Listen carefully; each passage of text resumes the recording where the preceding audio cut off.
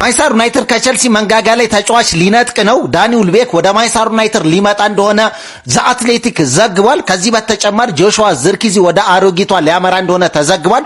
ሁለቱም መረጃ የማደርሳችሁ ይሆናል። አብራችሁኝ ሁኑ። ዳኒ ዌልቤክ ማንቸስተር ዩናይትድ ለማስፈረም እንቅስቃሴ ሊያደርግ እንደሆነ በማጤን ላይ እንደሆነ ዘ አትሌቲክ ዘግቧል። ጆሹዋ ዝርኪዚ ወደ ጁቬንቱስ ለማምራት እንቅስቃሴ መጀመሩን ተከትሎ ማንቸስተር ዩናይትድ የቤንጃሚን ሼሽኮ ባካፕ ተጠባባቂ ተጫዋች እየፈለገ ይገኛል። ለዚህም ደግሞ የእንግሊዝ ፕሪሚየር ሊግ ኤክስፔሪያንስ ያለው ተጫዋች መፈለጉን ተከትሎ የቀድሞ ተጫዋቹን የ35 ዓመቱን ዳኒ ዌልቤክ ወደ ማንቸስተር ዩናይትድ ለመመለስ እያጤነበት እንዳለ ዘ አትሌቲክ ዘግቧል። ከዚህ በተጨማሪ ጆሹዋ ዝርኪዚ ወደ አሮጊቷ ሊያመራ ነው። ወደ ጣሊያኑ ክለብ ጁቬንቱስ ሊያመራ እንደሆነ ሮብ ዳውሰን ዘግቧል። ጁቬንቱስ ጆሹዋ ዝርኪዚን በውሰት ለማስፈረም እንቅስቃሴ መጀመሩ ተዘግቧል። ነገር ግን ማንቸስተር ዩናይትዶች በውሰቱ ምንም አይነት የመልቀቅ ፍላጎት የላቸውም። በቋሚነት የመሸጥ ፍላጎት እንዳላቸው ሮብ ዳውሰን ዘግቧል።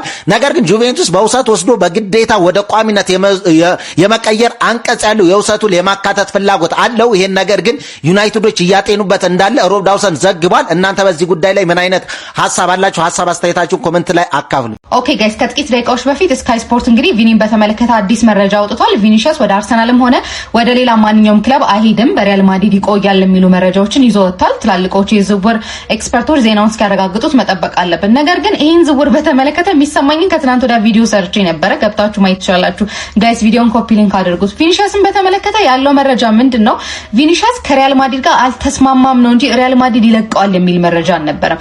ቪኒ 1 ዓመት ኮንትራት ይቀረዋል። ሪያል ማድሪድ ኮንትራቱን ማደስ ባይችል ይሸጠዋል ነበር ሲባል የነበረው። ነገር ግን ሪያል ማድሪድ ቪኒሺየስን የመሰለ ስታር የሆነ ተጫዋች በቀላሉ ለአርሰናልም ሆነ ለሌላ ማንኛውም ክለብ አሳልፎ ይሰጣል ብዬ አላምንም ብዬ ነበር። ምክንያቱም ቪኒን ማጣት ለሪያል ማድሪድ የሚቻል አይነት ነገር አይመስለኝም በዚህ ጊዜ። ምክንያቱም ኮንትራቱን አራዝመውለት የጠየቀውን ገንዘብ ሰጥተውት ኮንትራቱን አራዝመውለት በሌላ ጊዜ ቢሸጡት አሁን ከሚያገኙት ገንዘብ በላይ የሚያገኙበት እድል አለ። ምክንያቱም ቪኒሺየስ በጣም ትልቅ ተጫዋች ስለሆነ ጉዳዩ አርሰናል ስለፈለገው ወይም ሌላ ክለብ ስለፈለገው አይደለም። በነገራችን ላይ ከሪያል ማድሪድ የመውጣትና ያለ መውጣት ጉዳይ ነው። እኔ ከሪያል ማድሪድ የመውጣት እድል ቢኖረው ወደ አርሰናል ይሄድ ነበር ብዬ አምናለሁ። ለፕሪሚየር ሊጉም ጥሩ ነበር። ግን ሪያል ማድሪድ በራሱ ይሄንን ተጫዋች ይለቀዋል ወይ ነው ጥያቄው ጋይስ። ሪያል ማድሪድ እንደዚህ አይነት ስታሮችን በቀላሉ አሳልፎ ይሰጣል የሚል እምነት የለኝም። ከዚህ በፊትም ሲያደርግ እንደነበረው ክርስቲያኖ ወደ ጁቬ ልከውታል ፕራይም በሆነ ገንዘብ። ግን ደግሞ ክርስቲያኖ ለ9 ዓመት ተጠቅመውበት ነበረ ወደ ጁቬ ላኩስ ጋይስ። ስለዚህ የቪኒ ዝውውር የሚሆን አይነት ነገርም አይመስልም ነበር ጋይስ። ምክንያቱም ሪያል ማድሪድ እንደዚህ አይነት ስታሮችን በዚህ እድሜያቸው ላይ አሳልፎ የመስጠት ምንም አይነት ልምድ ስለሌለው ማለት ነውና ብዙ ተስፋ ያደረጋችሁ የአርሰናል ደጋፊዎች ዲስአፖይንት የምትሆኑበት ዝውውር ነበር ብዬ አላስብም። ወደ ሌሎች ዝውውሮች አርሰናል ያተኩራል ብዬ አስባለሁ። ባለፈው ፋብሪሲዮ ሮማኖ በጣም አጭበርባሪ በገንዘብ የሚመራ ጋዜጠኛ ሆኗል ስል በጣም ብዙ ሰው መጥቶ ሰደበኝ። ገባር እኔ አንጸባረኩትን ሐሳብ ራሳቸው ፉትቦል ጆርናሊስቶች ጋር ከሽክሽ ጀምሯል ነው ማለት ከፍሎሪያን ፕሌተንበርግ ስፔሲፊክሊ የጀርመን ዋናው ጋዜጠኛ ነው ፍሎሪያን ፕሌተንበርግ በትዊተር ተሰዳደቡ ነው ማለት። በምን ምክንያት ያን ዲዮማንዴ ወደ ማድሪድ ሂር ዊ ጎ ካለ በኋላ ዴቪድ ኦርንስቲን እና ፍሎሪያን ፕሌተንበርግ ገና ስምምነት ውስጥ አልገቡም። ለካ መሳካቱ ስለማይቀር ማድሪድ አንዴ ቢድ ማድረግ ከጀመረ ገቢ እንደሆነ ስለተረጋገጠ ፋብሪሲዮ ሮማኖ በሷ ቤት ቀደም ብላ ማረጓ ነው። ገባር ልክ ጨዋታ ሳያልቅ 2-0 ብሎ ብራዚል አሸነፈ ብሎ ፖስት ካደረገ በኋላ ልክ ኔይማር ሲያገባ ያጠፋውና 2-1 ያደርጋል። ገባር በዚህ ማስረጃ ሌሎቻችሁም ራሱ ለምሳሌ የሲቲ አንደርሰን ከቨር ሳረገው 130 ሚሊዮን ብሎ ነበር ፖስት ያደረገው። እንዳለ የሲቲ ደጋፊዎች ራሱ ጽፈው ነበር 130 ሚሊዮን። ከዛ ማስቴዎች ደወሉና አንተ ሬኮርድ ሰበሩ ምናምን ብለህ ልታስጠጣ ነው እንደገና 115 ምናምን ብሎ የሆነ ነገር በጨቅ ሲያደርጉለት ኤዲት እንዴት ነው ፖስት ያደረከውን ኤዲት ሂር ዊ ጎ ብሎ ፖስት ካደረገ በኋላ ከተሳሳተ ኤዲት ያደርገዋል። ይሄንን ራሱ የዲዮማንዴን ትራንስፈር ራሱ ማን ነው ያላጠፋው? ፍሎሪያን ፕሌተንበርግ ዋትስአፕ ስላሉ ነው። ገባ ኮላው ስላለ ተከሻከሹ ነው ማለት ገባ አይደል? በዚህ አጋጣሚ ዴቪድ ኦርንስቲን ጎት እንደሆነ አረጋገጠ። የአርሰናል ደጋፊ ምንም እንዳትንቦቀበቅ። ዴቪድ ኦርንስቲን እንደ ፋብሪሲዮ ሮማኖ 76 ፖስት አያደርግም። አንተን ሊያሳስትና ገባ ገንዘብ ተካ ኒውካስትል ባን ያደረገው ሰውዬ ነው ፋብሪሲዮ ሮማኖ። ኒውካስትል ትዝ የሚላችሁ ከሆነ ደብራፍካ እኔ ማውቀው የደብራፍካ የኒክ ፖፕ ቤንች ነበር ኒውካስል ውስጥ።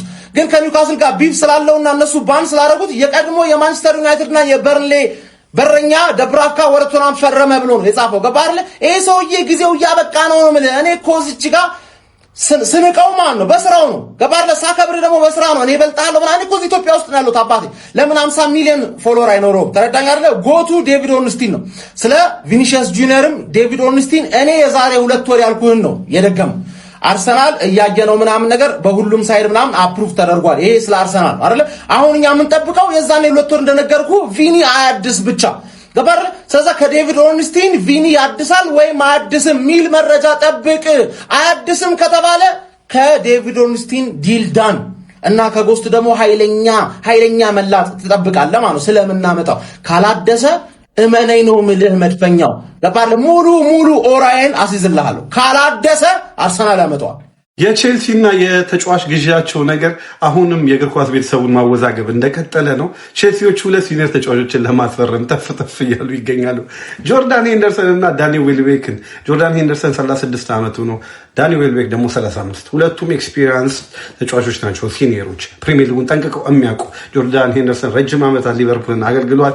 ዳኒ ዌልቤክ አርሰናል ተጫውተዋል፣ ማንቸስተር ዩናይትድ ተጫውተዋል፣ ብራይተን ረጅም ዓመት ተጫውተዋል። ሁለቱም በኤክስፒሪየንስ ደረጃ አሪፍ ናቸው። ነገር ግን 35 እና 36 ዓመት እንዴት ነው ያሰባችሁት? አዎ በመሪነቱ ደረጃ ወጣቶች ተጫዋቾች ስለበዙ እዛ ቡድን ላይ ምናምን ነገር አይ ነው።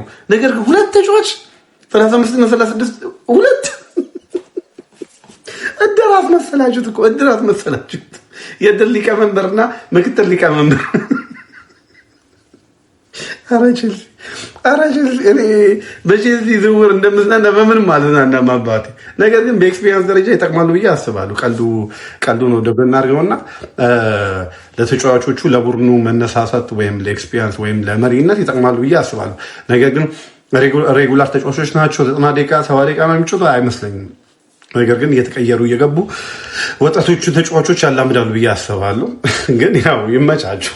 ማንቸስተር ዩናይትዶች ወስነዋል። ለቡርኖ ፈርናንዴስ ከፍተኛ ገንዘብ ከፍለዋል። ማንቸስተር ዩናይትዶች ለቡርኖ ፈርናንዴስ ራብጣ ገንዘቦችን ለመክፈል ውሳኔ ላይ ደረሱ። ቡርኖ ፈርናንዴስና እንግዲህ ማንቸስተር ዩናይትድ በአዲስ ኮንትራት ጉዳይ እየተነጋገሩ እንደሆነ የሚታወስ ነው። ነገር ግን እስካሁን ምንም እንዳትስማሙ ተገልጿል። ዴይሊ ሚረር ግን አንድ መረጃ ይዞ ወጥቷል። በዛሬው ዕለት ቡርኖ ፈርናንዴስ ከማንቸስተር ዩናይትድ 9.2 ሚሊዮን ፓውንድ ክፍያ ማግኘቱ ተገልጿል።